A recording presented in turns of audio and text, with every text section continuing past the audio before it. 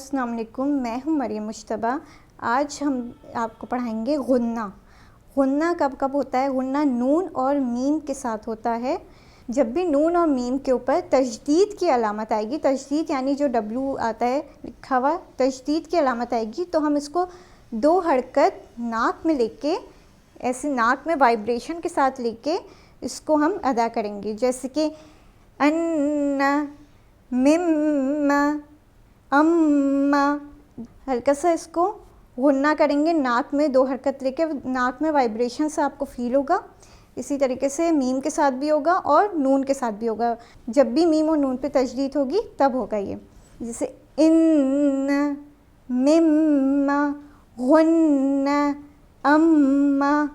अब इंशाल्लाह हम आपको अगले एपिसोड में अगला टॉपिक पढ़ाएंगे। तब तक के लिए खुदा हाफिज़।